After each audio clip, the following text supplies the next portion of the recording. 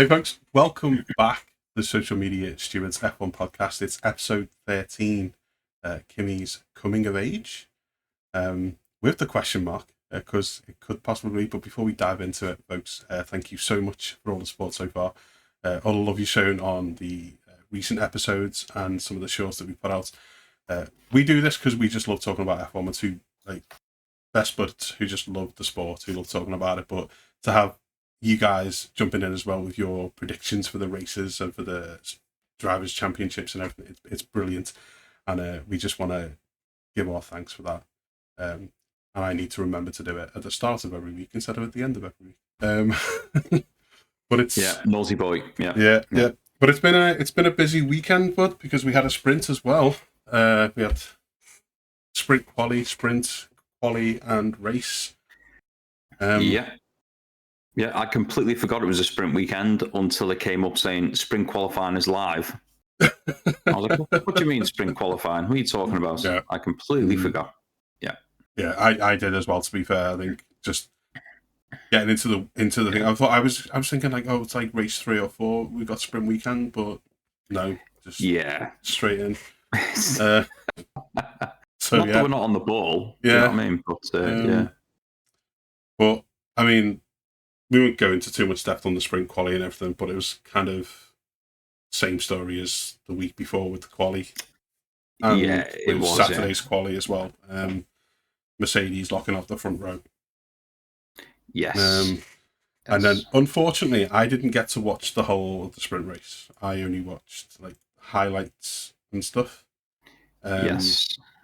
So I wouldn't have much to offer here. I do apologise for that, folks. But to be fair, as far as sprint races go, it was nothing mega, but it was probably the most exciting sprint race we've had. Sprint races they're not great, are they? They're just a little bit of extra fun tagged onto the weekend. Yeah. But having said that, for a sprint race, it was filled with more action than normal.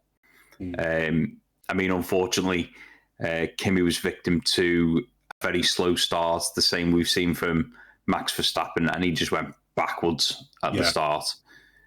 I did see that. As per usual, the Ferraris were like lightning off the line. It was a good race. There was a lot more action in it than normal. With a safety car, unfortunately for Hulkenberg, retiring in the Audi. His car died on turn 1. Which is not great, just after he's finished past the pit lane. But it was a decent race, to be fair. It was all right, but nothing too special. But we never expect that really from a sprint race. It was... I mean, it was... Like I say, I saw the start. I saw like Kimi, and you watch his onboard, and he just gets swallowed. It's almost like he's going backwards at that start. But the big thing, though, I take away from it is Oscar Piastri got some running. Yes, that's the only race he's finished. Yes, only race he started as well. That's true. I think his only competitive racing all season has been those 19 laps. So that's really his first taste of dragging that car around in competitive, in a competitive spirit. And I think it kind of showed from what I saw. I think he couldn't really make much headway into Kimi or even catch up with Lando over those few races. But it's been a rough start for him, I think. But 6th place, it has a couple of points in the bag for him. But we're starting to see a little bit of a pattern emerge in the fact that we knew the Mercedes was quick, and we thought the Ferrari was quick, and those two have absolutely nailed it by the looks of it this year. We thought the McLarens wouldn't nail it. We've been quite right there. But the more surprising thing is, as we'll see in the race as well, it's the other teams that seem to have done a cracking job. Especially, not even just the team, but the drivers like Ollie Behrman, Haas. You know what I mean? You think, they're a bit higher up than we thought they'd be. Yeah. And Yeah. I think as well with the sprints, like highlighted something worrying, which again we saw in the full race, which we'll get to as well, is whilst in pre-season testing that Red Bull Ford powertrain looked strong. Yes. It's not keeping pace with the top three, and it's struggling to keep pace with mid-pack teams right now. Yeah, I don't think it's necessarily the power unit itself. I don't think that the power unit is weak or anything like that. It just seems to be lacking in grip, and it seems to be shredding its tires. Because even when Max is trying to fight back, he's getting loads of overtakes. He's got plenty of pace, and then all of a sudden it's like, oh, the tires are done long before everyone else's. And I think it's more of an issue with tire degradation and things like that. Obviously, I don't think the power unit is up to the same scratch as Ferrari or Mercedes, but I certainly don't think it's a weak power unit as such. I don't think it's weak on the ICE side. Yeah. I think it's a little weak on the electrical side. Yes. Yeah. That's it. Yeah. So you go back to Australia and Max was making those overtakes. It was kind of in the areas. A lot of the overtakes he was making were in the areas where he wasn't really needing to deploy battery a lot.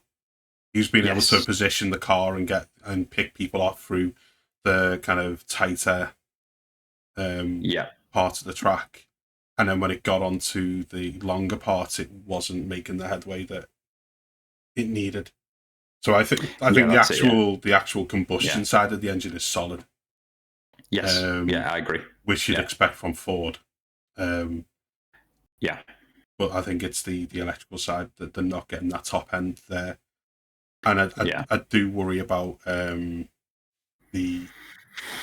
not worry, I wonder. This is the first non-Adrian Newey Red Bull that we've seen in a while. And in the past, it's usually been able to look after its tyres. Yes. So is this a design flaw from the aerodynamic side of it? Maybe. Because it has shredded. I mean, you looked at tyres into that first stint on the race, which we'll get to in the main race. They were not lasting. At the end of the sprint race, when Max got out of his car, there was like a long string of rubber that had come off the edge of the tyre, and it was actually stuck in his brake duct. So he was actually trying to pull it out when he got out of the car at the end of the sprint. Like, what on earth is this? Do you know what I mean? It was it didn't look healthy at all. But it was a decent sprint race, to be fair. It was a lot more action-packed than previous ones, because normally it's just 19 laps of, oh, look, they're exactly where they were when they qualified. Brilliant. So, it was definitely worth a watch, I'll say that. Yeah. It wasn't... The sprint races of old, you could just ignore and it didn't matter. Do you know what I mean? Yeah. You'd quite happily just see the results and go, oh, that's nice. But no, it was worth a watch. Yeah. I tend to miss a lot of the sprint races throughout the season because I'm generally streaming on a Saturday, so I'm always trying to do catch up and watching like the F1 website and stuff. I've got it on the other monitor when I'm streaming, but it's difficult for me to catch them. But I was made up for Ollie Behrman getting in the points again with it. Yes. Very strong start to the season in Australia, and then following that up with more points in the sprint. Yeah, exactly. Yeah, it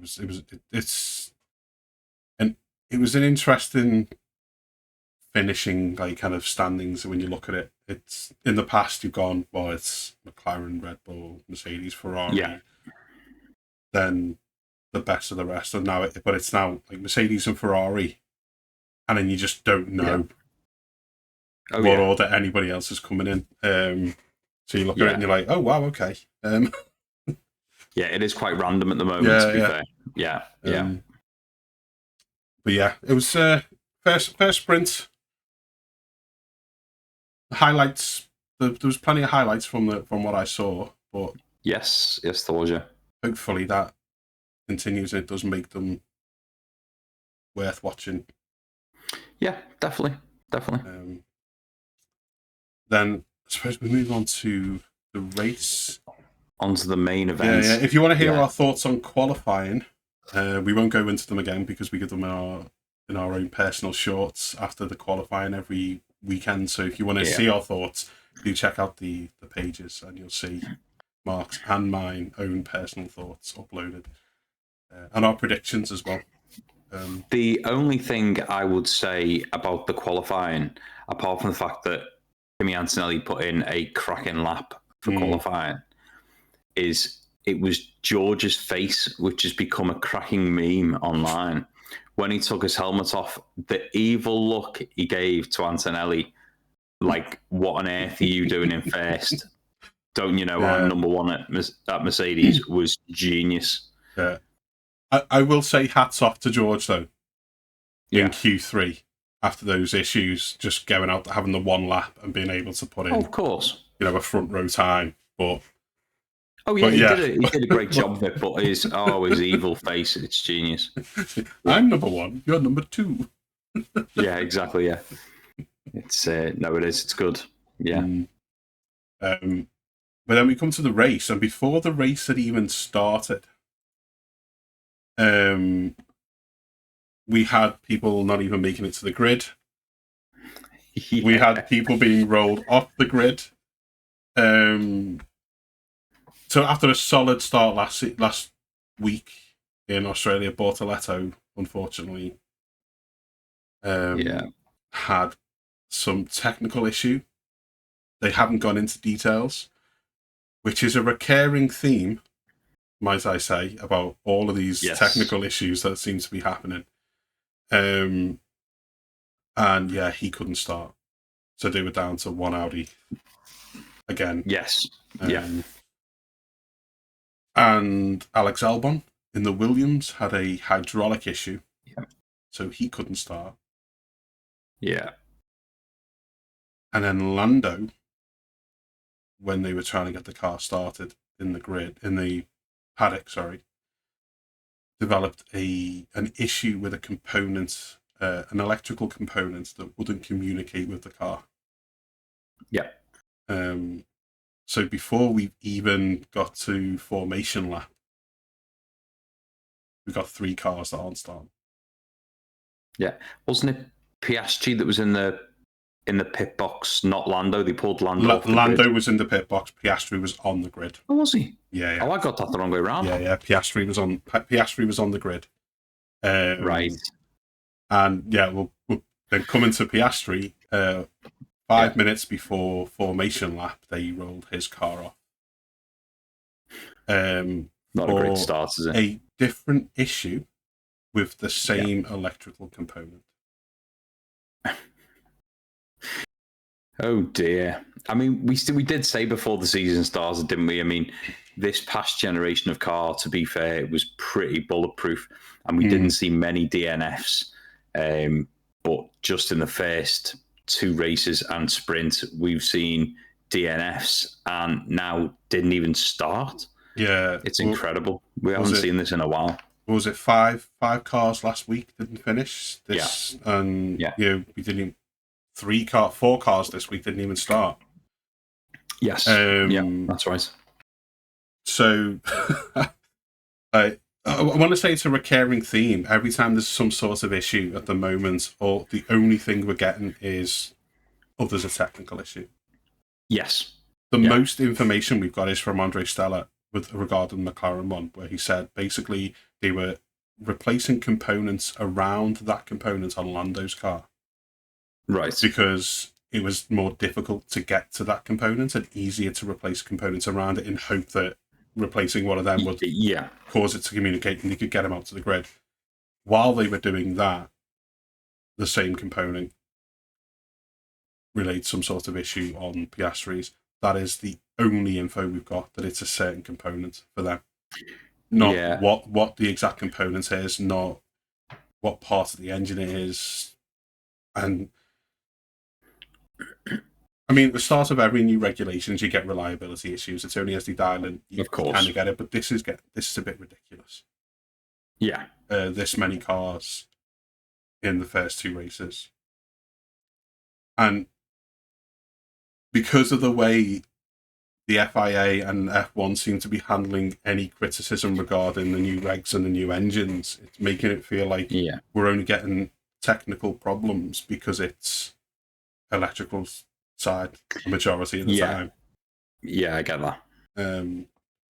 We're just trying to kind of cover it up and keep the toxic positivity going, so to speak. Yeah, I get that. I mean, at first, I wasn't sure whether they pulled Piastri out of Papaya rules and just went, well, Lando's not starting, neither are you. But maybe there really was a technical issue, so we'll have to believe them on that one. Yeah. But yeah, there has been a strange amount of technical issues, as you call them. But I mean, we expected a few, but this is a lot. I mean, 2 each week. We know the Aston Martins aren't going to finish. We already knew that. That was already announced by Aston Martin. Yeah. Fair enough. But the others, you just don't expect that many issues, do you? Yeah. I mean, we'll definitely come to the Aston Martins saying like they're not expecting to finish. The question should they even be starting? Yeah. Well, yeah, exactly, yeah. Which we'll get into when we start talking about results and where people started. But then we actually do get to the start of the race. And an absolute shootout through turns 1, 2, and 3. Yes. Oh, yes. Everyone, those two Mercs, those two Ferraris, they burst from the line. Like, they flew off the line. But in the first phase, it looked like they'd all got kind of identical starts. But then the second phase came in, and both the Ferraris just lurched forward. And Lewis just went right round the outside of Kimi, followed by Leclerc going round the outside of George. I mean, to be fair, it's like it's really hard because these 26 regulations, especially the race we had last weekend, it's almost all the overtakes we saw in Australia, or at least the majority of them, were down to, oh, look, first place has run out of battery, second place has charged on through. And it was very frustrating because all the action was based upon people running out of battery. Whereas actually this race, we had the odd bit like that where it was down the back straight and things like that. But actually, the majority of the action that took place this week at China was in places where no one was deploying battery, and it was nothing but driver skill. And I mean, you look at the battle between the Ferraris and things like that, especially going around turn 1, even if it was against the Mercedes, whether it was going the long way around the outside but just keeping it in, whether it was switchbacks going into corners or coming out of corners. It was fantastic to watch. Do you know what I mean? I'm not saying there was no deployment at all, but it wasn't like it was, oh, you've deployed but run out of battery, so I can now go past. It was very driver skill based that I enjoyed. It was great, like great driving, but there were times you could tell the Ferraris had used all their deployments fighting each other. Oh yeah, of course, yeah. Because then you get onto the straight and George still had loads of battery and he'd be like right alongside, and then they were kind of they were kind of boxing him out rather than him not being able to pass by speed. If you get me, they were kind of boxing him out rather than being faster than him down the straights. Yeah. The most like glaringly obvious part of like the obvious time that it showed that Lewis had used all his battery fighting Leclerc and like holding off George was when we got to the straight and it looked like George went past him like he was standing still. I think if you looked at the telemetry on that, there was a 50-kilometre-an-hour difference. Yeah. Because Lewis had nothing left at that point to fight. But I totally agree with you. Seeing all that action and they were using bits of boost and whatever to kind of fight each other through, but the first 2 sectors of China really do lend themselves to good racing. Yeah, they do. Yeah, very much so. There's a lot of turns, a lot of tight turns, but it's a wide track as well. Yes, yeah, it is. So there's a lot of room to position your car. There's a lot of room around the outside. You can bait someone to protect the outside and try and do the undercut. It's only when you get kind of towards the last sector and the start of the first sector where you've got those big straights where the battery deployment was going to show its face. So I think China was kind of a good showcase for these regs. Yes, yeah, it was. That's the thing. There's still plenty of improvement to be made. Yeah. If we can have it so that whether there's, more energy stored so that they can go for longer down the straights, or whether it's a case of they still have the same amount of boost mode, but there's more power from the engine, so they're not running out of power down the straights. Of course, there's room for improvement. But to be fair, if every race is going to have as much action in like it is like this or like the sprint race did, it's not going to be a bad season to watch at all. No. Do you know what I mean? I'm totally with you on the engines. I do think going to, I said this the other week, going 50-50 was too far. Yeah, it was, yeah. If it was 80-20, 75-25, you wouldn't see massive dips at the end of straights. Yes. You'd see a little spooling back, but you wouldn't see a 50-kilometer difference because someone's out of battery. No. So, when George went past Lewis on that one lap, it literally looked like he was going past the back marker. Yeah, it did. Yeah. And now I was like, oh. But that was one of the very few times all race when I kind of just went, oh. Yeah, I completely agree. Because it was genuinely exciting. And actually, Brad, Vasseur, and the Ferrari pit wall letting those Ferraris race each other. Oh, yeah.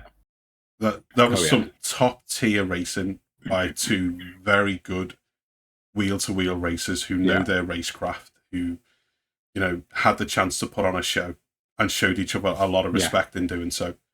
And even like when I can't remember what the pit wall exactly said to Charles, but he came over and goes, "Oh no, this has been fun actually." Yeah, that's cool. I like it. I think the one thing I can say is that if these cars were this pace but didn't have that boost mode, if you like, there is no way Russell would have finished ahead of Leclerc or Hamilton, because the racecraft that was shown between those two Ferraris, that was wheel-to-wheel action, lap after lap after lap. And at no point was it dirty racing. At no point were they pushing each other off the track. It was incredible to watch. Yeah. And even to the point where when Russell was getting moves done, the Ferraris were just like, yeah, but I knew you were going to do that, and I've set you up for the next corner. Yeah. And it was fantastic to watch. Absolutely fantastic. Yeah. And I mean, we have heard the Ferrari are talking about they're already developing the engine, and they're already talking about a new chassis. How accurate that is, or when that'll arrive, who knows? But you think, I just hope Ferrari at the moment are in a great position. And the problem is, like they did in 24 to 25, you think they've got a great car in 24. It just needs a little tweak. Oh no, they've now changed 95% of it and it's rubbish. I just hope, because to be fair this week, Ferrari even had a good strategy. And that pains me to say, they only got to plan C on the radio. That's unheard of for Ferrari. Mm-hmm. Normally by lap 3, they're on plan E. It's incredible. Incredible. They actually did. I can't fault Ferrari this weekend. Yeah. Even in the sprint, they were on point. Yeah. For once, I mean, I don't know if it was a case of they just said to their drivers, follow George. Yeah. Right. And when George pitted, they pitted. I was like, okay, well, even if that was their strategy, they got it right. Yeah. Even if they were relying on somebody else's strategy, they got it right. I do think, though, that Mercedes just showed that over the full length of the race, it's going to be hard at the moment for anyone, even Ferrari, to to stay with them for the whole haul. Yeah, I get you. But there's two things that can come into play here, I think. Okay. One of them is reliability. And we know Ferrari went with different material for their engine to make it more durable, to make it more reliable. So will that come into play 5 or 6 races in and their engines are still solid, and Mercedes have been, if they are running this higher compression ratio, we don't know what that does to their reliability after a few races. Yeah, of course. So will reliability play into this? And the other thing is, now that we know that we're going to have this large gap after Japan, is how quickly the teams can get through R&D without that extra race info. Yes. Yeah. And if they are working on a new engine and are working on a new chassis, will it be full tilt ahead to have that ready when that month-long breaks over? Maybe. Yeah. But the thing is, even talking about reliability, though, it doesn't take much. Because the Mercedes looks like an auto rocket ship, but it doesn't take much when the racing is this close for one small issue to throw this entire point system out the window.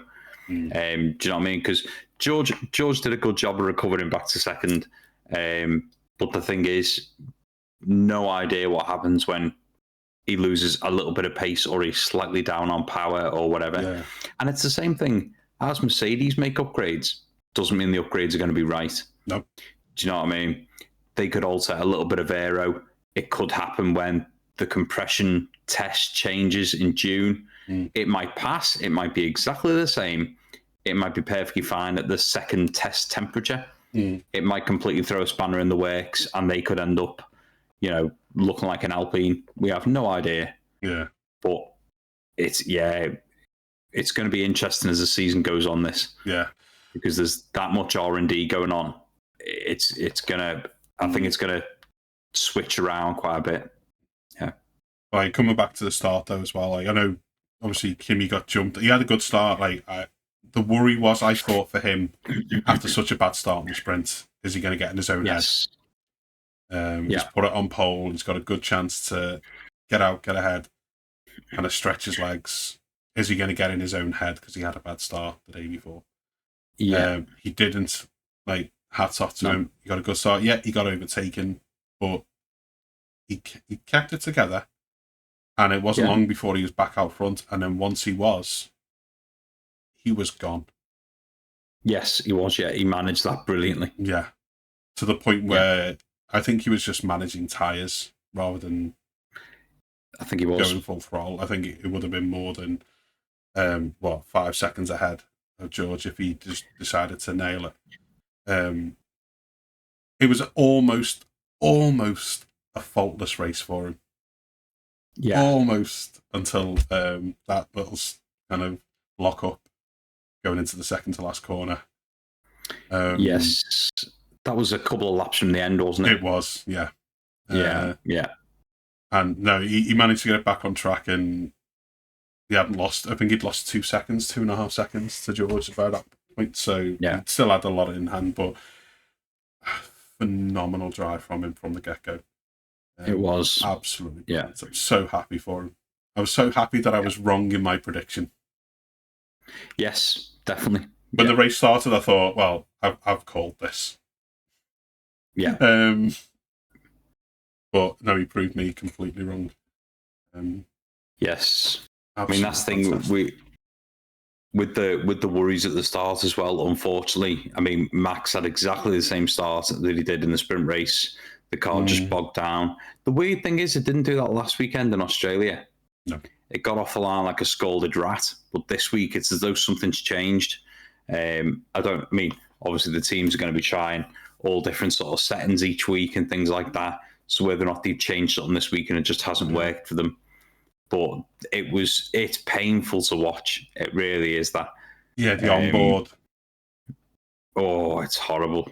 Yeah.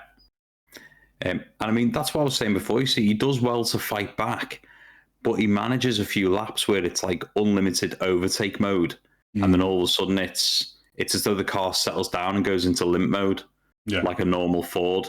Do you know what I mean? Yeah. Do you know, that is one thing that's horrible. People have been putting videos online watching as Max breaks down, and it comes. Somebody's put the audio on of the normal Ford like ding that goes off in the car when you get a warning thing. And I've owned Fords, and that when that noise goes off, you're like, oh no. And it's actually, yeah, when you're watching the clip, it's painful because you're like, I've heard that noise. Yeah. And Yeah. it's awful.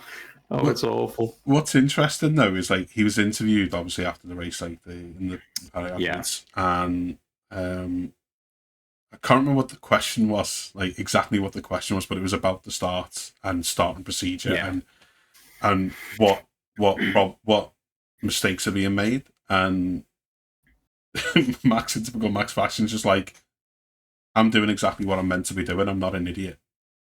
Yeah. Just the car's not responding the way the car should be responding to the starting procedure. Essentially, you're like, yeah, that sounds like Max. Yeah. I'm not an idiot. Yeah.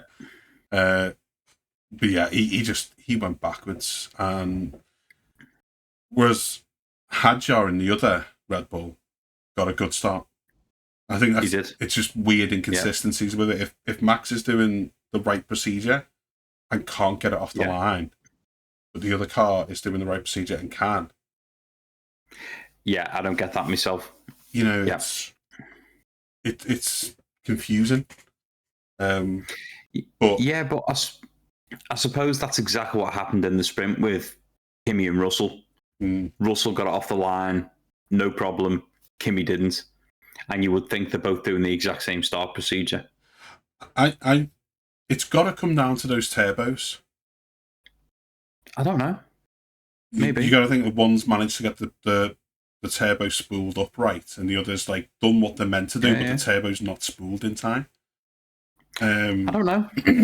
But maybe. It's. I think that goes into what he was saying at the start of the season about like this is a very complicated set of regulations, a very complicated cars, and not everyone who watches the races is going to understand what's going on, why things are happening, because normally it'd be like, oh well, he just came off the clutch too quick and went into anti-stop. Yeah. Whereas it's not. It's like, well, he hasn't come off the clutch too quick. He's reacted well to the lights. The car's just bogged down and won't go. And trying to explain how or why just go over most people's heads, I think. Yes. Yeah. But yeah, the Hadjar and the other Red Bull got away well, and then found himself tussling with Ollie Behrman. I know. Yeah. Like, they were showing neither like each other any quarter going through those first couple of sectors, to the point where it looked like maybe Behrman had kind of gone slightly off track, I think, at one point. No, there were no complaints, no investigations about that whatsoever. But then after Behrman had got the job done on Isaac after such a good start by Isaac, he then went and lost it trying to fight him back. And it was one of the strangest kind of let goes of the car. It just gave up. And how Ollie Behrman didn't hit him, I don't know. Did you see Behrman in the press afterwards when he was asked about that incident? He's clearly got no PR training whatsoever. And they said, how on earth did you manage to miss him? And he said, I know, I nearly killed him. You're like, what? Who says that? Behrman. It's like even the Haas, that the lady that was with him to the side who works for Haas, she was just stood there laughing, shaking her head like, did you really just say that? Just... I do like Behrman. He's such a funny character. He is brilliant. Yeah. The thing with the Hadjar spin, though, we've seen that spin a couple of times on a couple of different cars. Yes, we have. Yeah. Where it just looks like it's just give up. Yeah. And I don't know if it has anything to do with boost mode and stuff like that. Yeah, well, it could be something to do with the energy recovery. Obviously, it's trying to slow down the rear wheels to get the recovery, whether or not it's slowing down a little bit too aggressively, and that's what's letting the back end loose. Yeah, I don't know. Because we kind of saw that's what happened with almost what happened with Oscar last week. We saw it with Lance Stroll in preseason. Yeah. Who else was it? Where it just looks Max last weekend. Yeah, with the car just you just go into the corner, you're in the braking zone, or you're just turning in, and then the back end just decides, no, I want to go first. Yeah, exactly. And it's so strange because you're just not used to seeing that from F1 cars, unless there's been a major driver error. Yeah, or it's when the track's just got little damp patches. You tend to see things like that. Yeah. Where you've just gone onto slicks from a set of inters, and you're like, it should be dry enough. Yeah, it's fine. Yeah, wing it, it's fine. Put down through it, yeah, not a problem. But what I am enjoying, don't get me wrong, I'm not enjoying the fact that Max DNF'd and things like that. Obviously, with being a fan, but seeing drivers like Ollie Behrman coming in 5th, Pierre Gasly coming in 6th. I mean, it's not something we would have predicted at all. No. Normally, when you get results like that, it has been, it's been a dry race, then a wet race, then it's gone dry again, and weird safety cars, things like that, or bad decisions from higher up teams under safety cars or whatever, and you get a very strange pecking order afterwards. Yeah. But actually, the only reason those drivers are there is because they had a good race and they did a good job. Yeah. There's no other reason for it. And I would never have predicted seeing an Alpine finishing 6th. No, I wouldn't have put both Alpine in the points. No, not in the slightest. No, I wouldn't have, no. And there they are. And I'll be honest with you, I think the only reason both Haas's went in the points was because of Ocon's mishap with one of the Alpines. Yes. Which obviously we'll get to. But Behrman, what a start he's had to the season. Yeah, he's been brilliant. That Haas looks racy.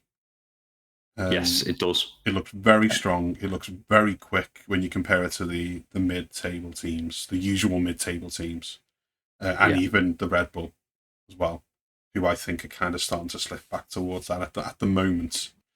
They are. But if he keeps this form up, I said this to you on Sunday. I said this to you on Sunday. This will be his last season in a Haas. Yeah. Oh, without a doubt, yeah. He will end up in a bigger team by the start of next season. And fair play to him, because his racing has been impeccable. Oh, spot on. I can't fault him. Yeah. I mean, that's the thing. It's like with the Red Bull situation at the moment, I think even if they just manage to get it, it's not going to become, they're never going to finish second in the championship this year. Nowhere near will they finish first. Nowhere near. As much as I'd love to see it, it's not going to happen. I think even if they can just get the smaller issues sorted where the launch works better and things like that, I think you would happily see, Max finishing in, say, fifth to 6th position if he got the launch off the line, because he's good at defending it. And if he can keep a steady pace through the race, that'll be fine. And the same with Hadjar as well. If you get both of them finishing, 5th to 8th each race, you will end up with Red Bull in a good position. But it's too early to say. But when you've got drivers in a good car like Ollie Behrman who can make the moves, it's reliable, it's clearly fast. It's an opponent you never planned on having in this season. Yeah. You know what I mean? I don't mean that to sound big-headed, but when you look at the top teams, they're never going to go, this year we're going to be competing with Haas. You're not going to do that. But I do wonder how much of that is down to, obviously, they've got that great Ferrari powertrain at the moment. But then this year with their chassis being in development with Toyota as well, I do think, how much has that benefited them with that team? Yeah. I'm sure that'll have helped an awful lot. It's obviously worked well. Obviously worked well. They've made a very big jump, and I think last week in Australia it showed when Ollie was fighting Max. Yeah, Max didn't have much that he could offer him. No, he didn't. Ollie was racing very well. He was quick, and that just continued. Once he got ahead of Hadjar, for the rest of it, I know Gasly didn't finish too far behind him, a couple of seconds behind him, but at no point did it look like Behrman was in any trouble of losing fit. No. I mean, I think the main test this year of where these regulations do make races a little bit more exciting will be Monaco. That is the main test, because Monaco is boring regardless of what kind of car we've had at any point, unless you look quite a way back to the eras of, Senna and things like that, where it was one-handed manuals through Monaco and things like that, and the cars were just battling all race. It's been a long time since we've had an exciting Monaco race. Yeah. I think with these being a little bit smaller, you're not really going to be able to use much of the boost mode, I wouldn't have thought, through most of the lap. It's very tight, very snug, and quite windy. There's two major areas you could use it, and one of them I think is just nightmare fuel. What, through the tunnel? Yeah.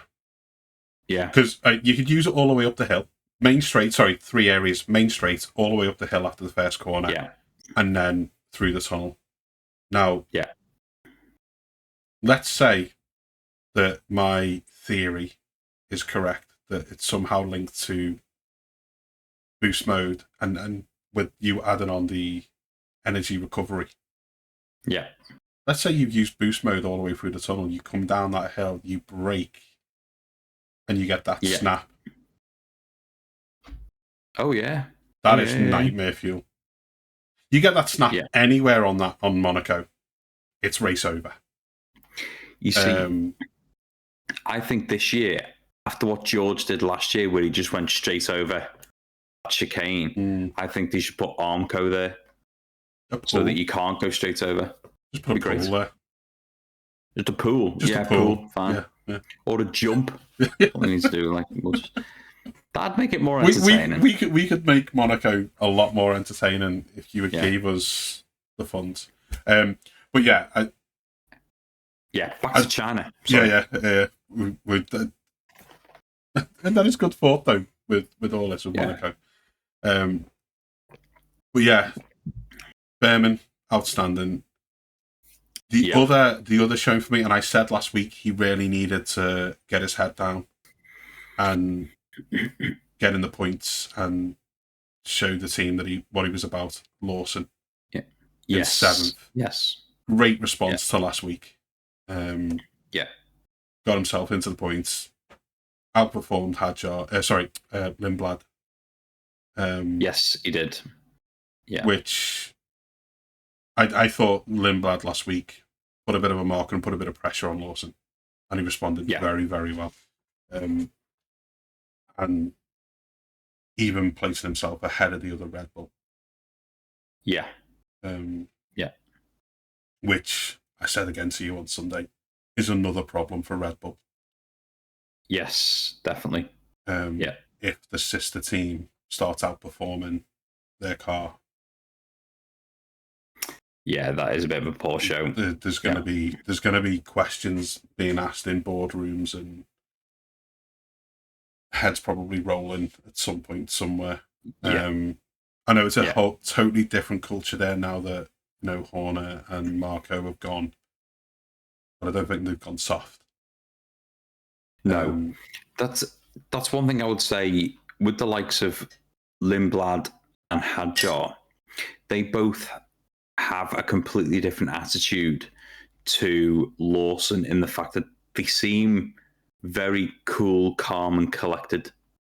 So when they're being interviewed or when they're on the team radio or even their driving style, it's very calm and calculated.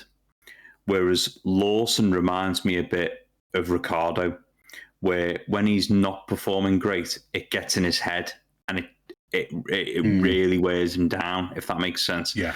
So obviously last week it was the very first race of the season. It's going to take him a while to get properly used to the car and race trim and everything. But this week, yeah, he did a great job. But I do think he's more emotional about it. Yeah.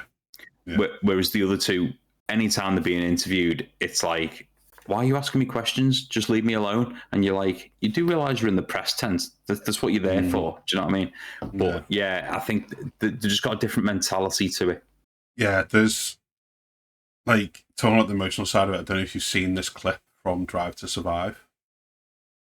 I haven't watched any of it yet. I've not watched anything. I've just seen the clip of it, and it's almost heartbreaking. And you can see the emotion on Lawson's face. They're obviously recording interviews out of the timeline, completely out of sync with the timeline. So he's doing an interview in the Red Bull shirt, right? And then they kind of finish that bit, and then like, oh, should we just change shirts now and do the other interview? Oh. And the guy just looks heartbroken as he's changing into a Racing Bulls.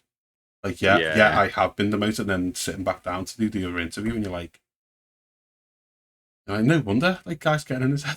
But but yeah, you can see like the emotion on his face. Like, whereas other drivers, you'd probably be like, oh yeah, like there we go, let's throw that on and get on with it. I think you're right. I think he's a bit emotional, but I think he needed this race. I think he needed that performance. He did. Because if he'd had a couple of performances where Lindblad was out in front and he was off the pace, that could have wrote the season off for him. He did a great job. Can't fault him in that. Yeah. Because that's the thing, he's a good driver, but he needs to stay out of his own head. Yeah. And I think when you have been demoted from the higher up team, even though the culture has now changed, that's still going to stick in the back of your mind, isn't it? Like, good grief, they didn't give me long to get my feet under the table, and I was out. Yeah. So I need to perform right here, right now. Yeah. So that's going to stick with him. It will stick with him. Yeah, for sure. But that whole group there, like Behrman, Gasly, Lawson, Hadjar, they were having some good little fights throughout that whole race. They were, yeah. A few little complaints, a few incidents noted of coming a bit too close together. I thought that was a bit weird, like when they were being noted for coming a bit too close together. Did anyone get hit? Did anyone leave the track? Did anyone lose a wheel or a wing? No. Why is this even being noted? Like, someone's going to come over the radio a bit upset because they might have been squeezed a bit. That's fine. They still had half the car on the track. They're fine. Yeah. They went off the track. They weren't pushed. They could have defended a little bit better. We don't need to note that. We've said in the build-up to the season, we don't need to note that kind of stuff. It was just good hard racing by all of them. Of course. Which again was great to see. We had the racing up front. We had the racing in the middle. And I think every single one of them deserved their points. Like you said before, there was no weird incidents up front. No, there wasn't. It was no Monza where we ended up with Gasly on the top step and no Mercedes, Red Bulls, or McLarens or Ferraris in sight. It was just good hard racing, well deserved points. It was. They're absolutely on merit. And what I like about that is if Ferrari are going to let Lewis and Charles fight, if Mercedes are going to let Kimi and George fight, the rest of those guys are in prime position if they can keep this up. That if there is any incidents, any contacts, one of those cars gets taken out the race of scoring some major points, scoring podiums. Could you imagine Ollie Behrman being on a podium in the next 5 or 6 races? Because 2 of those cars have been taken out. I can see it. And it would be well deserved because they've put themselves in that position to fight to be there. You look at how close the first few laps were between the 2 Mercedes and the 2 Ferraris. It wouldn't have took much for a 4-car pile-up. No. It really wouldn't. It would not have taken much at all. But it's just it has been brilliant racing. For this race, it was brilliant racing through the entire field. It really was. And, you know, like we said before, all right, we don't like the fact that they're running out of power and things like that. But I must say, I am entertained. Yeah. I don't like the aspect where they're running out of power. I don't like the fact that when they're on the straights, you hear them all of a sudden powering down, and then you see a car shooting past. I think, no. Because as soon as that happens, you think the battle that we were about to have has now disappeared. Do you know what I mean? You get excited seeing the two cars approaching each other, thinking, oh, this is going to be good. And one goes past at, like, you know, Mach 5, and the other one's just about Mach 1. You know, you're like, no, that's frustrating. After Australia, where I think we were both kind of like, we were watching it and we were like, oh, this is just, what's the point? Yeah. To then go to China and be like, oh, wow, okay. All this action. Yeah. And that's what I was saying about that. I think the layout of China really lends itself well.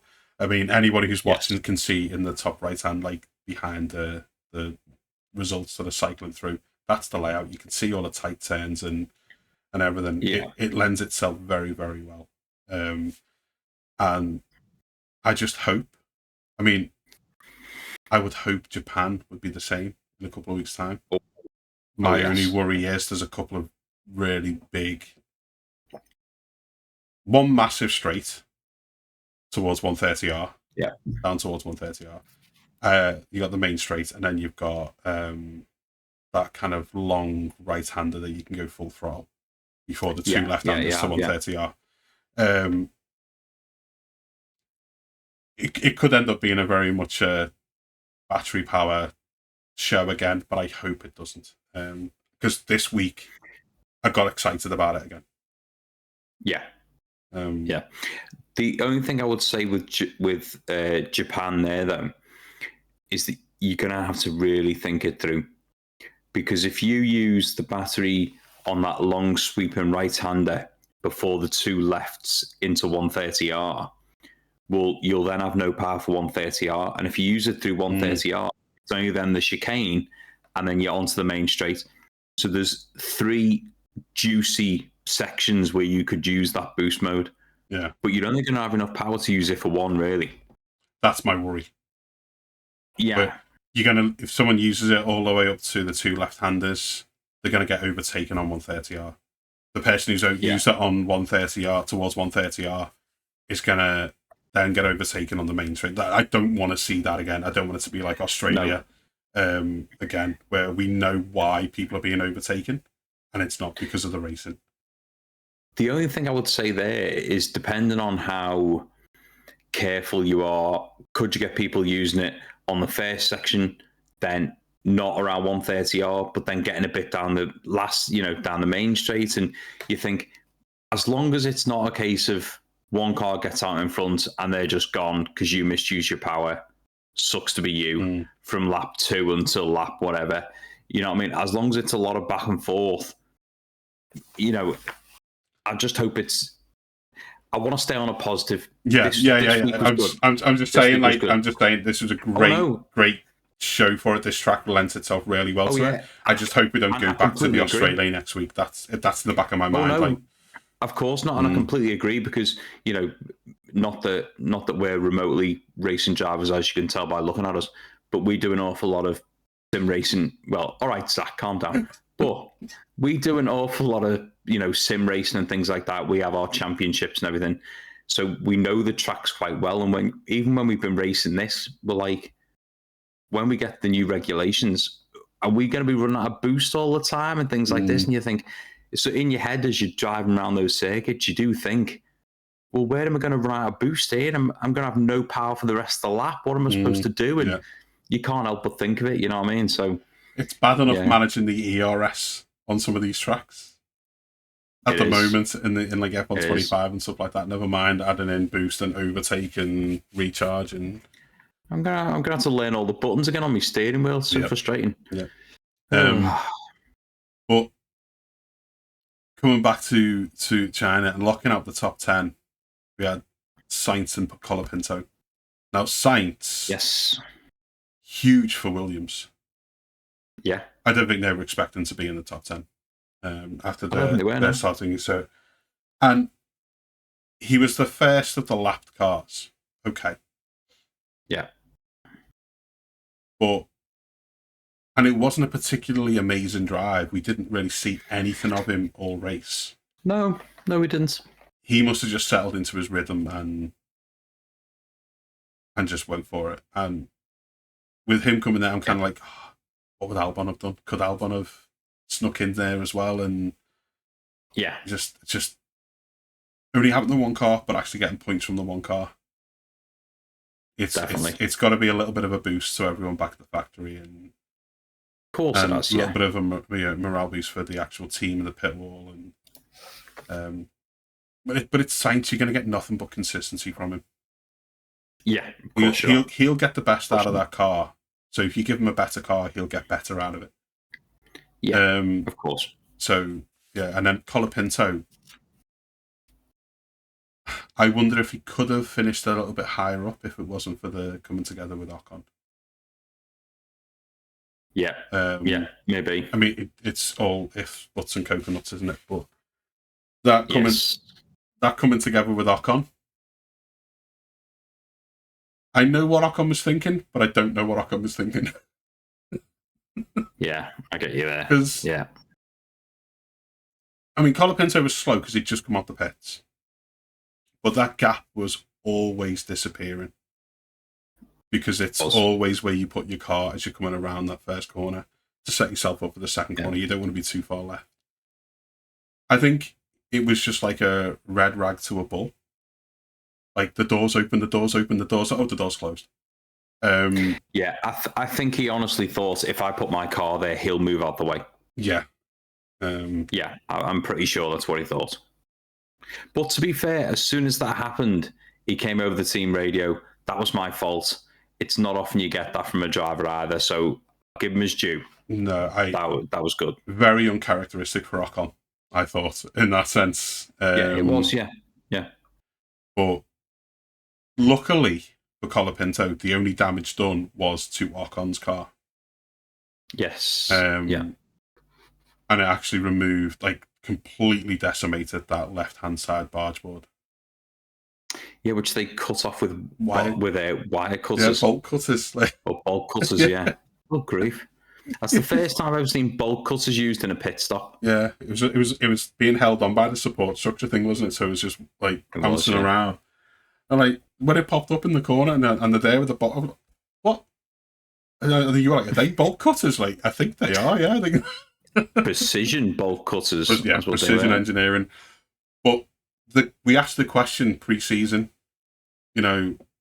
what happens if you lose one of those barge boards? Well, I'll tell you what happens. They just go backwards. Yes. Because after that coming together, Ocon just fell back. Obviously, he had to pit to get that thing, so we lost more time. But after that incident, he wasn't able to keep up Colapinto at all. No. He wasn't. He seems to be fighting it around a lot. But there you go. We finally got our answer for what happens when you lose one of the barge boards under the new regs. I mean, the crazy thing is, as you look down, it's it looked kind of impressive. You think, the Cadillacs weren't too bad. They finished 13th and 15th. Oh, there was only 15 cars on the track. Yeah. All right. Yeah. It's crazy, that, isn't it? We've got more cars than ever on the track. 22 cars, only 15 finish. That is crazy, that, isn't it? I think when it comes to Cadillacs, I think I'm right. But I will consistently say this: it's R&D. Those cars are way too slow. Way too slow. Yeah, they're not going to score any points this season. Yeah, I reckon they will. I think if Max finishes, if Oscar and Lando, they're even further back than they are now. It's. Oh no! It won't be through skill. It'll be through a freak accident, like a pile up. No, not necessarily. I think it'll just be correct strategy at some point when Cadillac think it's barely dry after a bit of rain. Let's see what we can do. Yeah. And they get an amazing, strategy call out of it and end up at the top of the grid because they red flagged it, but they pitted before everyone else. Do you know what I mean? Yeah. It'll be like a freak accident. But I honestly think they will score this year. I think the only way that would happen is if that happens and the red flag comes out and there's like maybe a lap to race after it. Yeah. Because if there's any more than 2 or 3 laps, it'll just look like they're in reverse. The car's got no pace. No, it hasn't. No. Which it's great to see Bottas back in a car. It's great to see Perez back in a car. Oh yeah. Even if our feeling towards them changed a little bit after that interview that we saw, but it's great to see them back in the sport and in a car. But it also just feels like they're there to just have a little bit of a run around and. You see, not really I wonder now. Anything. Yeah, I wonder now where the Perez sits there and goes, "Do you know what? It wasn't that bad at Red Bull. It wasn't that bad. It was all right." You know what I mean? Yeah. But yeah, I mean, obviously we saw the same thing again this week with Aston Martin, where they were having loads of issues with the car to the point where Alonso was actually taking his hands off the wheel to try and get a little bit of feeling back in them when he was going down the straights. And if you watch him, he is just going down the straights going, like this. Yeah. And you think, oh, you can't keep going like that. Any chance he had to take a hand off the wheel or both, he was taking both off down the straight. He was taking at least one hand off at every opportunity to just, you can see him just like stretching his fingers and everything. And this is what I was saying before about like, should they even be starting? No, I don't think they should. Because if those cars are causing such issues for the drivers that they're losing feeling in their extremities, they're clearly not safe. No, they're not. No. I don't think those Aston Martins should be on the grid at all. No. And I wonder how much attention the FIA are paying to this. Yeah. So, I mean, yeah, but the problem with that is, I completely understand where you're coming from, and I completely agree with you. I think it's causing that much issue to the driver. It's got to be a safety concern. But having said that, we had it in 2022 with the Porpoising and the Mercedes, where Lewis could barely get out the car because his back was in agony and things like that. And you think, if that's not a safety concern where your driver is going around in sheer pain because they're smacking themselves on the floor every time they go quickly, now there's a driver that's having a bit of sore hands. Do you know what I mean? I get you. But the way I look at it is like, it's right. Yeah. The way I'd look at that is at no point did Lewis have to take his hands off the wheel. No. Here we have a driver physically on a straight with his foot down, having to go, Oh, yeah. Oh, no, I'm not saying it's not a safety concern. But all I'm saying is safety concerns are safety concerns. And you think, well, actually, they've ignored ones in the past because it's just a case of, well, if the driver wants to retire, he can. Well, I think there's other parts of it, which is like, well, with the Mercedes, they could have just increased the ride height. Yeah, they could have done, yeah. And that would have not eliminated, but it would have helped alleviate the problem. Yeah. Yeah. But the vibration apparently is coming from the engine. That's crazy, That's absolutely crazy. And so that's obviously sending that much vibration through the car, then through the steering column, that it's just rattling away at your hands and your wrists. So, I mean, you've got a very good, very powerful sim wheel, right? I have indeed. Yeah. And after a while, you've kind of got to go, oof, give your hands a bit of a stretch, a bit of a like, because it really takes it out of them. Now, if you think if you were using that racing wheel and you couldn't feel your hands, would you be on the wheel? Would you want to be on the wheel? Oh no, of course not. No, you're going to come off them. And I think having to retire because you can't feel your hands is a massive issue. How much how much of an issue is that going to cause permanently down the line? Oh yeah. It might not cause any, but it could cause some. It could cause nerve damage. Yeah. Well, this is what I was saying to you the other week. When I obviously got this new wheel, I had to learn to hold it differently because I always put my thumbs in the grooves like that in the side of the wheel, because I've got an F1 shaped wheel. And after the end of racing, because when we normally do it, it's for like 3 hours or whatever that we're racing and things like that. And by the end of it, my thumbs would have gone numb because of the way they're in the grooves. I wouldn't get my feeling back until halfway through the next day when I was in work, and my thumbs would be tingling all night. Yeah. And you could feel it, and you think that's just from sitting in my living room. Do you know what I mean? Yeah. So yeah, of course, it's a massive safety concern, and I don't know. Really, I understand that. I would have thought the FIA would have stepped in and said, if you can't even keep hold of the steering wheel, this is bad. But I suppose they're trusting the teams and the drivers to go, if it's not safe, you pull that car into the garage and you retire. I think they're trusting them with that, aren't they? Yeah, I just wonder how much of a firm hand they should have to take in it. If Aston Martin was saying, right, we're only going to get half the race done because of reliability, yeah, not a problem. But we're not going to get the race done and we don't know when we're going to pull in because our drivers can't feel their extremities. Yeah, that's not good. That's a completely different scenario. And I think if it was reliability, all right, yeah, get out there, run some laps, get some testing. It's not reliability. It's a physical danger to your drivers. It is, yeah. And let's say one of them takes their hands off to get on it and there's a snap. Oh yeah, completely. They're in a wall. They might collect somebody else. Yeah. I mean, if anything, if you wanted to be the FIA, you'd have a cam up of both Aston Martins on board in the steward's room, and the moment they take their hand off the wheel, you're on the radio. Yeah. The moment they're doing this, you're on the radio to Aston Martin, pull them in, retire them. Yeah. Not letting it go for. I mean, Aston Martin should be doing that with their own onboard. You have to take your hands off the wheel. Yeah, so. Bring it in. Yeah. Bring it in. Yeah.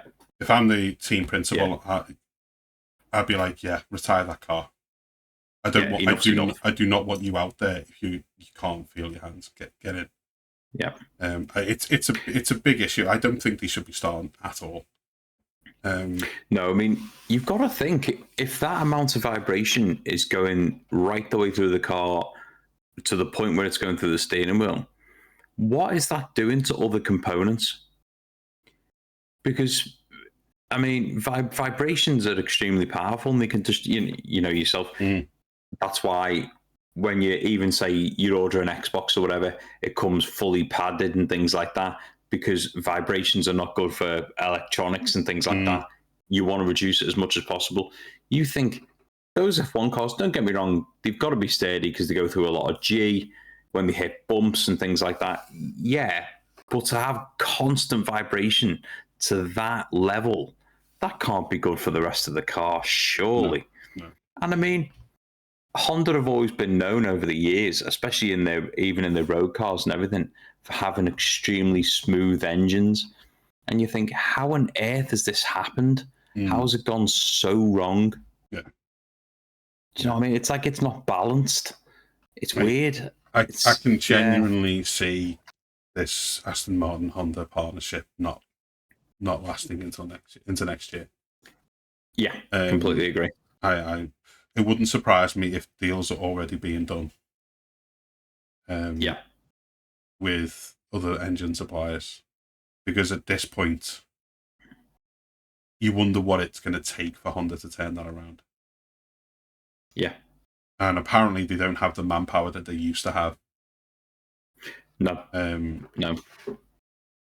So it's a nightmare scenario for both the drivers. Oh yeah. Well, like I said the other week as well, I think it's another get out of jail free card for Lance Stroll. Wow. Yeah. Yeah. I mean, we talked about Max a little bit. but we didn't talk about his actual retirement. Did you see? Yes. Have you seen the onboard? What, from when the engine went? Yeah, and all the electronics just shut off. Yeah, everything. Yeah. Like for about 5 seconds, there's no rev counter, nothing anywhere. Yeah. And then it just kicks back in, like strangely. But it was like the engine. Like we thought the other day when they showed the onboard of the engine just kind of completely spooling down, and as he was going around the corner, it sounded exactly like what happened to Adjar in Australia. It did. Yeah. Trying to power out of a corner, and it just oh, okay, nothing. Yeah. But with the added excitement of the electrics going as well, like he must have thought for those few seconds that the whole car's gone, like the whole thing's just gone. Yeah, it's started. Yeah. And then he was able to kind of crawl it back to the pits when it come back on. But it's just seeing this level of unreliability in the top teams. Yeah, is kind of shocking. It's new regs, you expect a little bit. Yeah. But I just hope, with obviously now that we haven't got any races to April, I just hope that they all take that gap of 5 weeks and really push it for getting some of these reliability things out the way. Maybe we'll see a couple of new aero parts on the car. You'd have no idea, because whereas it's been, normally it would be race after race, maybe a 2-week gap, but it'd be pretty much full on. They've now got an unexpected area where they can make improvements to the cars. So I'm just hoping they can manage to do some things there. Yeah, I think there's going to be a lot of sim time for the drivers after Japan. Oh, yes. Yes. Part of me wonders if any teams are going to ask for a special dispensation to actually run testing. To actually get track time testing. Like so Ferrari at Maranello, or anywhere, any team at any track. Listen, we're not going to get these 2 races. We're not going to get this data. Can we run 100 laps at Silverstone? To get some data. I couldn't see the FIA saying yes, but it's very unique circumstances. I think you might just see teams going, "Oh, we need another photo day." If you wouldn't mind. Yeah. Can we just? But I do hope you're right, though. I do hope that a bit of time's kind of taken finding out what these technical issues are that they're not enlightening us about and ironing them out a little bit. I believe one issue they are having at the moment is apparently a few of the teams have already got some of their parts and cargo shipped to the Middle East.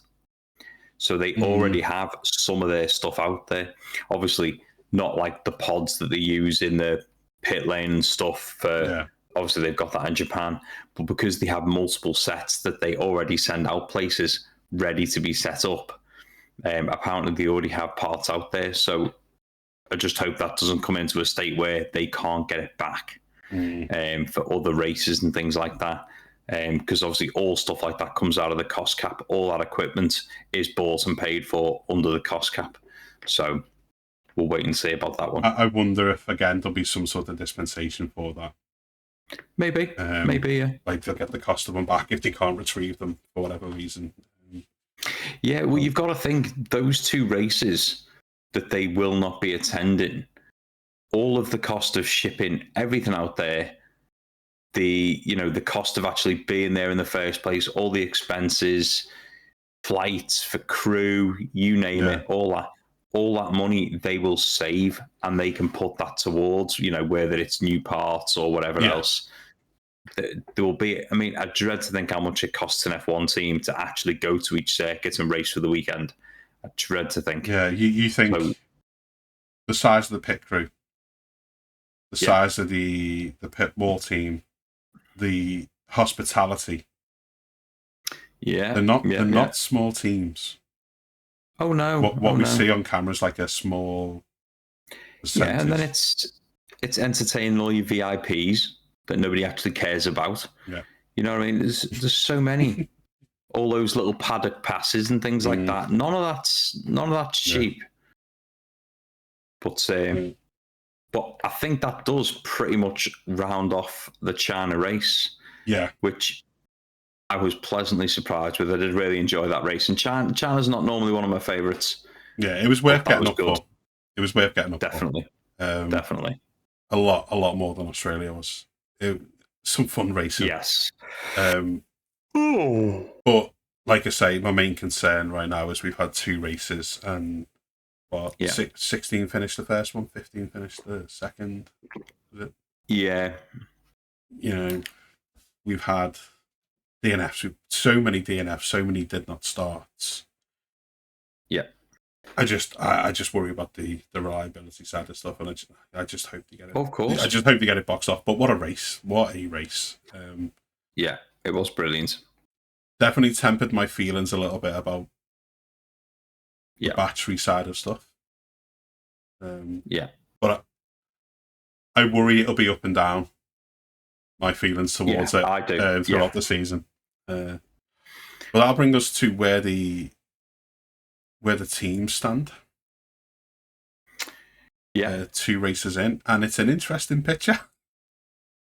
Yeah, it's not what we were looking at. Yeah. Mercedes obviously and Ferrari top 2. Mercedes taking a 31-point lead, 98 points to 67 after the first 2 races in a sprint, which I think we were kind of expecting early on they'd take a bit of a lead. But then as you come back, you got McLaren. Okay, they didn't race this week, but just enough to keep them in third. Yeah. Sitting right behind them on 17 points, a point behind them is Haas. Oh, yeah. Yeah, we would never have expected that. Yeah. That is crazy. Yeah. And then you got Red Bull and Racing Bulls on exactly the same points. Yeah. And if things keep going the way they're going, that'll change. And I think Racing Bulls will start to pit them. Yeah. Yeah. And I mean, to be fair, if McLaren carry on the way they're going, their reliability, Haas will pit them. Do you know what I mean? Yeah. It's this season could see an absolute change in the constructors, without a shadow of a doubt. Yeah. I think we're going to see a Mercedes, Ferrari 1-2, whichever order that is. I still think Ferrari will part of me is hedging a bet on a June change in situations with the engines. I still think Ferrari will pit Mercedes to the constructors. Yeah. But having said that, a lot of my prediction there was based on Kimi not quite having what it takes to keep fighting the likes of Lewis and Charles. Yes. Yeah. He's proved this week he's got it in him. Oh, yeah, without a doubt. So that could completely mess up my whole prediction. See, I still think Ferrari will pip Mercedes for the constructors, only because I think Ferrari have got a brilliant car this year, and I think they wouldn't need to do much to it to just keep that going. And the fact that they've got such a strong driver lineup, as we could see by the way those 2 raced each other this weekend, very clean, very precise, very fair, and I think those 2 have got it. But it's so early. We're only 2 races in. It's so early to tell. I genuinely think Ferrari have the strongest driver lineup. Oh, without a doubt. But Ferrari have the worst pit crew and pit wall. Well, so the pit crew is all right. It's the pit wall. The pit wall. Yeah. We'll see on that one. We'll see. But if reliability comes into play beyond 1 and 2, it's going to get messy. And all the likes of Haas need to do is just stay consistent. Exactly. Even That's Alpine, exactly it. even Alpine, stay consistent. Yeah. Audi and Williams having points on the board. Great. Yeah. Brilliant. Audi, I kind of wasn't expecting. I don't know, but made up for them. But as you say, it's early doors. It's early doors. It's just it's 2 races. It's far too early to start. Yeah. Far too early. I mean, for all we know, Mercedes could be, with 2 races in, great. They could be plagued with reliability problems for the rest of the season. Yeah. No idea. Absolutely no idea. It's one of those great unknowns, isn't it? Yeah. And with everyone else having so many issues with, whether it's the electronics or whatever, I think all the teams are going to have painful races with issues with these electronics or batteries or control units or whatever else that is. Yeah. I think they're all going to be plagued with them a little bit. Yeah. But yeah, I think that brings like the race and the drivers and the. Well, actually, we didn't go for the drivers, but should we look at that very quickly now? Go on, let's have a quick look at the drivers. So, George first, 51 points. Kimi in second, 47. Yeah. So that's very close. Very.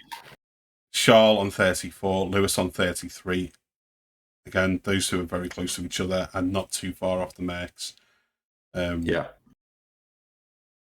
And then Ollie Behrman in fifth. Yeah, and exactly where I predicted him. Norris is in sixth. Yeah.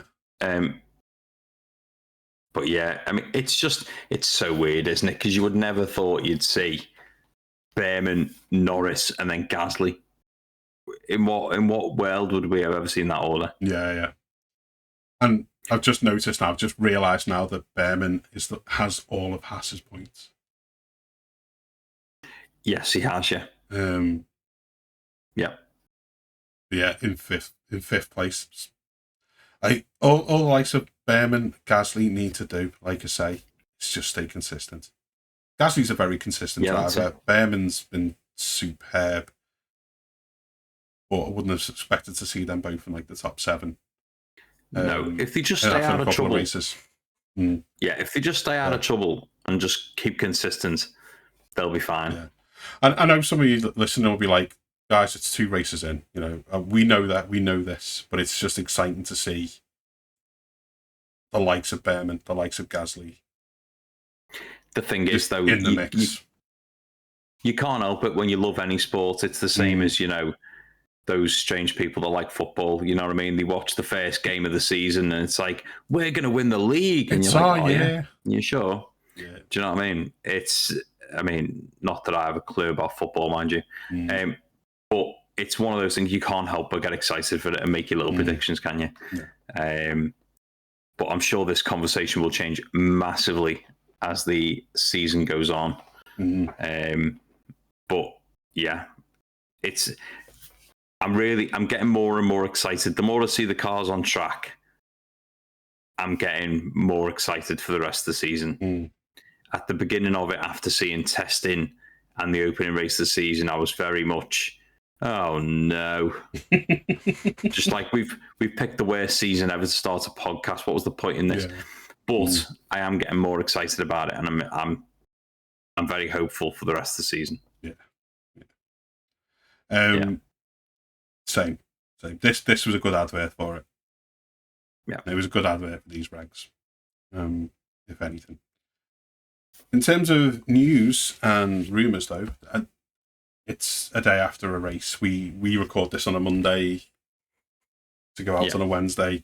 I thought we might have heard more on the issues of the engines, like the actual issues and the components. It's still very tight on all of that from all of the teams. Yeah. So there's not been any news on track, but in Hollywood, big news: the F1 movie won an Oscar. Yay. For best sound. So yeah, congrats to Brad Pitt, Lewis Hamilton, the rest of the gang that were involved in that. An F1 Oscar-winning movie. but I couldn't see it. Apparently, betting on Kimi Antonelli to win the championship has gone up in the last 24 hours. Which, and the one other thing, Toto Wolff commented on Max Verstappen. Oh yes, because obviously Max has been very vocal. Yes, about his dislike of the regs and dislike of the cars and not being able to drive the cars full tilt all the time, like you would expect. And Wolff has said that he thinks that the car's performance, the Red Bull's performance, is kind of shading Max's opinion a bit more. Thingy, which I can see why he's saying that. Oh, he doesn't like the car. Like the car's not performing. Of course, he's going to complain. Yeah, but he was complaining before. Yeah. And obviously Max is like in a separate interview, like not in response to this, but separately, he's like, well, of course the likes of George and that are saying these regs are great because they've got a rocket ship, they've got a fast car.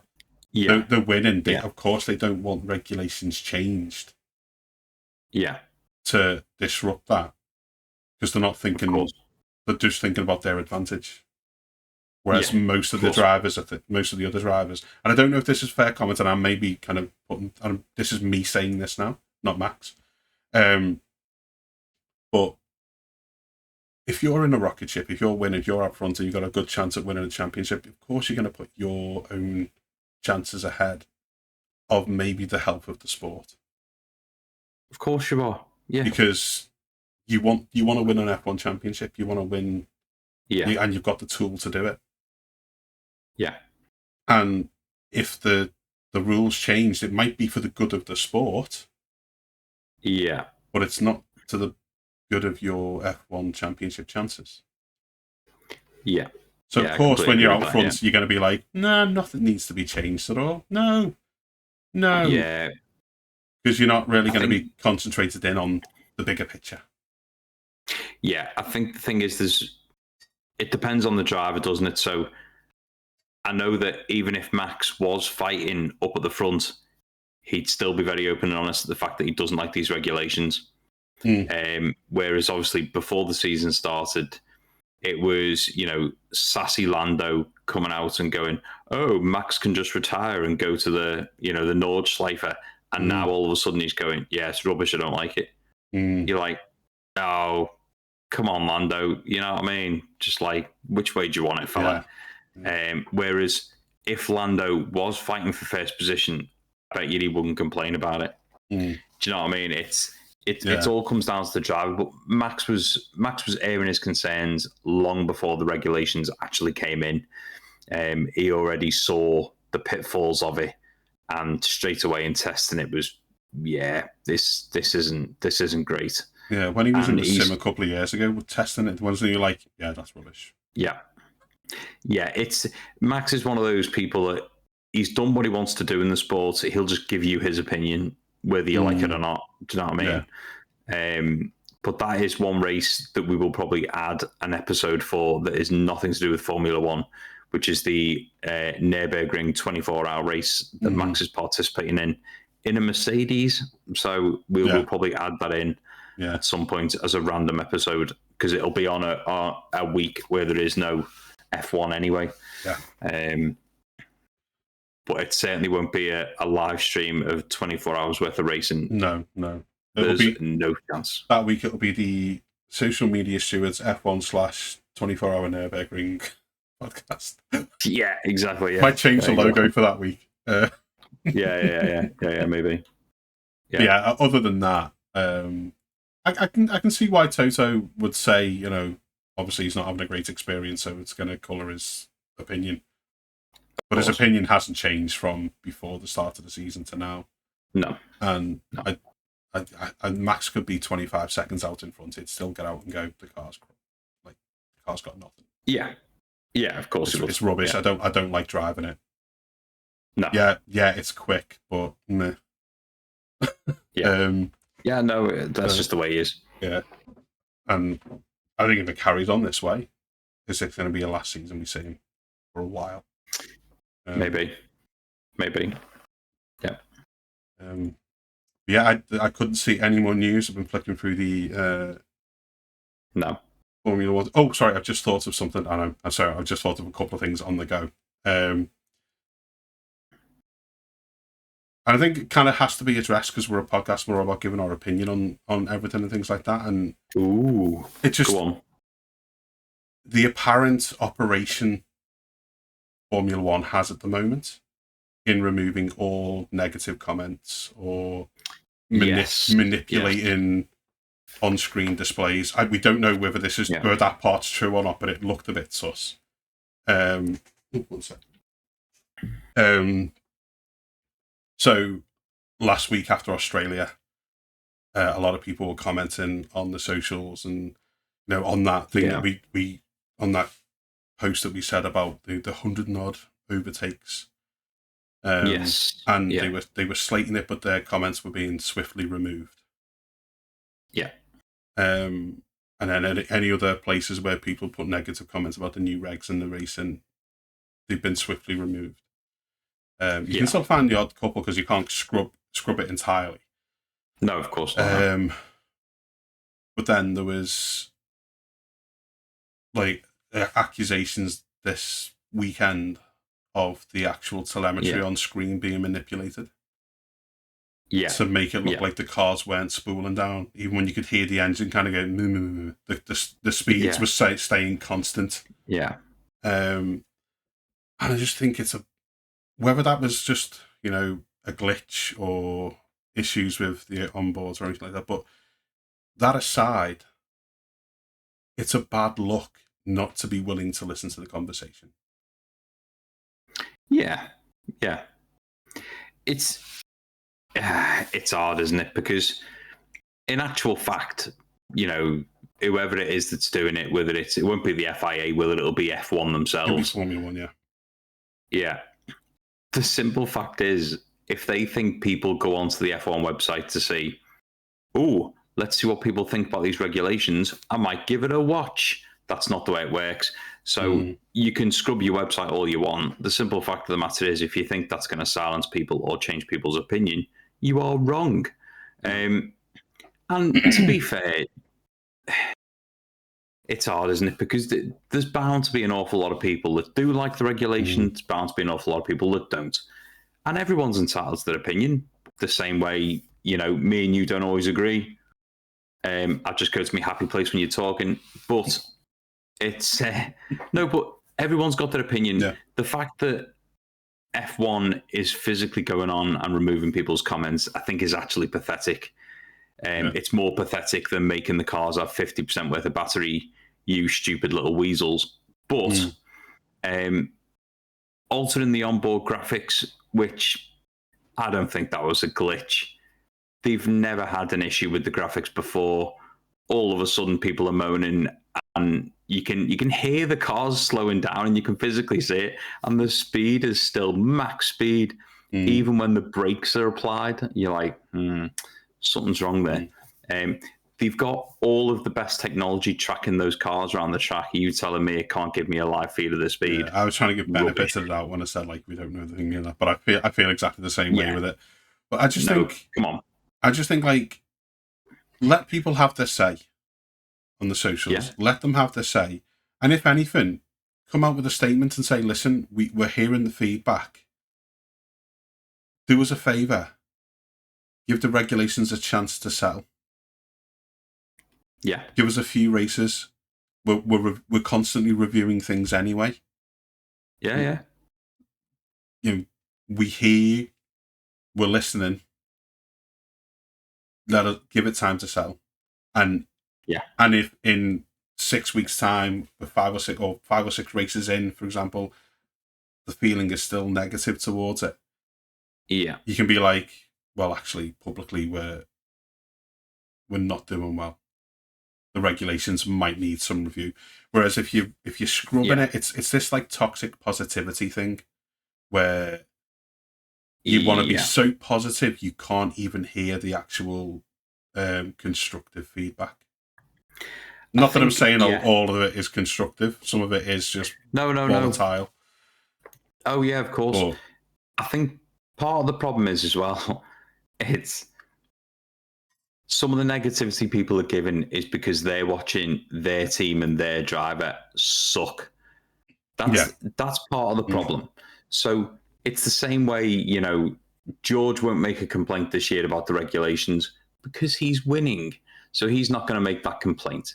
Do you know what I mean? And if you're a Mercedes fan, if you're very grounded like Max, if you're like, you're going to stand there and go, I don't really like the regulation, but I like the fact that Mercedes are winning. Whereas like some people who I work with, they're just like, I don't care how they do it, as long as Mercedes is winning the championship. You're like, oh, all right. You know what I mean? Yeah. So I think a lot of the anger partially will come from people going, well, I'm a Red Bull fan and I'm watching my Red Bull go down the grid. And I don't enjoy seeing that. But in the same sense, it's not just because of the regulation, is it? It's because the car clearly isn't up to it, actually. But no, I don't think F1 should be scrubbing things off the websites. I think if it's, somebody going on a mad rant and using awful language and, things like that, fair enough. Yeah. Don't be doing that on a main website. But if it's just they don't like the regulation and F1 are deciding to delete that post, I'm sorry. I think that's really sad. And it's not a great look for the sport. And the sad thing is, the whole point of the regulation is to try and bring people in. Yeah. I think you've got it completely right in the fact that if they just said, we're taking everyone's comments on board, it probably won't change mid-season because the amount it costs and R&D for the teams. But what we'll do is come up with something to upgrade it for next season. But we appreciate the feedback. And the second they say something like that, it neutralizes the whole thing. Yeah. People can carry on being negative, but at least you've said something worthwhile. Exactly. As long as they follow through with it. Then... Yeah, exactly. Yeah, I just thought of it as we were kind of getting ready to wrap up then. I was like, no, that we are... anyone who listens to this will know that, we don't delete anything that we say on here. We don't edit anything out. We just... Nope. And for the good or the bad, and you might not agree with us, but if you put in the comments that you don't agree with us, we're going to listen. We're going to read it. We're going to listen. We might engage in conversation with you, and we might go, well, you're wrong. Or, well, hang on, tell us why we're wrong. Tell us, and that's what we want. We want the conversation. Oh, yeah. And F1 should want the conversation as well. Of course, yeah. Absolutely. But after that little bit of a soapbox moment. Yeah, no, that's fine. I think that brings us to an end, but it does indeed. It does. There's no race next week, but that doesn't mean that we're not here. We will be here with any of the latest news, rumours, anything we heard. Maybe we'll hear something about the reliability of the McLarens. Maybe we'll have updates on some of the other technical issues. Yes. Maybe we'll be able to read some of your comments and questions and see what response we can give to them, depending on what news we've got to get through. Who knows? We'll figure it out for next week. Yes. But do leave your comments below. If you're listening to this through any of the audios, go jump over to the Social Media Stewards F1 podcast channel on YouTube and throw it in the comments underneath this video. Under the video, in the comments. What your thoughts on the China GP was? Were you kind of buoyed by it after the disappointment of last week? Do you think we've been wrong on anything we've said? Do you agree with us? Yeah. Tell us what you think. Join the conversation. We'd love to have you. Yeah, and I mean the thing is as well, it doesn't even have to be on YouTube. It can be on Instagram, TikTok, Facebook, you name it. We've got all the action on there. So even if you can't comment on this exact video, drop us a comment on any of our videos. In fact, you can drop us messages on any of them platforms as well. Yeah. And we'll happily include it in the conversation. Yeah, I was about to say, if you got any questions or anything like that, or you're not the kind of person that likes to do it like publicly, just send us a message. Yeah. We'll obviously look at it and respond to you, and you'll know which one of us is that responds as well, because we'll always throw a name at the end of it. You'll be like, "God, I knew that Ray was always right." You wish. Yeah. Yeah, that's But yeah, all right. that does bring us to an end, though, of episode 13. So Yeah. thank you to listening to us. We will be back next week with Yes. another episode. But until then, thanks for listening and take care.